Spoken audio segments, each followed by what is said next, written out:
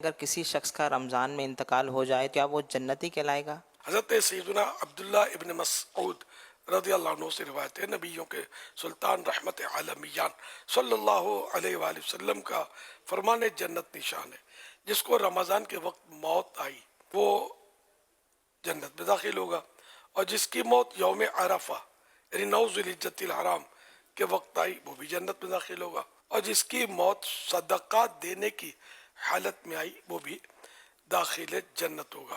حوالہ حلیت الاولیاء جلد 5 page number 26 حدیث نمبر 6187۔ اور شرح الصدور میں حضرت سیدنا انس بن مالک رضی اللہ عنہ سے روایت ہے کہ ماہ رمضان میں مردوں سے عذاب قبر اٹھا لیا جاتا ہے۔ تو یہ فضیلت ہے، تو یہ اس طرح کی فضیلتوں میں یہ ہوتا ہے کہ بے شک یعنی کہ ہم امید رکھیں۔ اب کسی شخص معین کے لیے یعنی کہ فکس پرسن کے لیے سمجھو رمضان میں اس کا انتقال ہوا تو ہم یہ نہیں کہہ سکتے کہ یہ فائنل جنتی ہے، کیونکہ یہ خبر نبی دیں گے کسی شخص معین کے بارے میں، ہم نبی سے سن کر دے سکتے ہیں۔ اب تو کوئی نبی آئے گا نہیں نیا، سمجھے؟ تو خواب کسی نے دیکھ لیا تو خواب یہاں دلیل نہیں ہے کہ سرکار صلی اللہ علیہ وسلم نے بے شک فرما دیا کسی کے بارے میں، تو بھی خواب جو ہے نا وہ دلیل نہیں ہے۔ تو اس لیے کسی فرد کے بارے میں، تو ہر مسلمان کے بارے میں ہمیں حسن ظن رکھنا ہے کہ انشاءاللہ یہ جنت میں جائے گا، مسلمان ہے نا، تو مسلمان تو ہے ہی جنتی، سمجھے؟ اس میں کوئی شک بھی نہیں ہے۔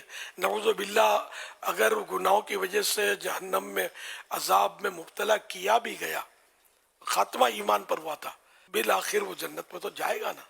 تو ہر مسلمان جنتی ہے، اللہ کی رحمت ہے کہ ہم مسلمان ہیں، اور میرے منہ سے نکلنے لگا جنتی، تو اللہ اس کی بھی لاج رکھ لے کہ ہم مطلب بغیر حساب کتاب کے جنت میں چلے جائیں، کیونکہ صحیح بات ہے کہ نہ حساب کتاب کی کوئی تاب ہے، کوئی یہ سوچ بھی نہیں سکتا کہ وہ حساب دے سکتا ہے، یہ بالکل یہ سوال ہی نہیں ہے۔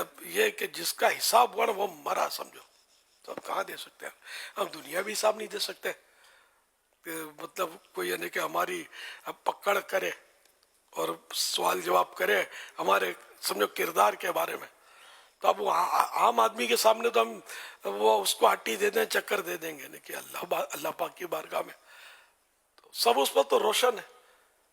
وہ حساب نہ بھی لے تو عادل ہے، اس کا عدل ہی عدل ہے، لیکن بہرحال اس کی یہ مشیت ہے، حساب کتاب بھی ہوگا۔ تو بے حساب بخش کے ہیں بے شمار جرم، دیتا ہوں واسطہ تجھے شاہ حجاز کا، صلی اللہ تعالی علیہ وآلہ وسلم۔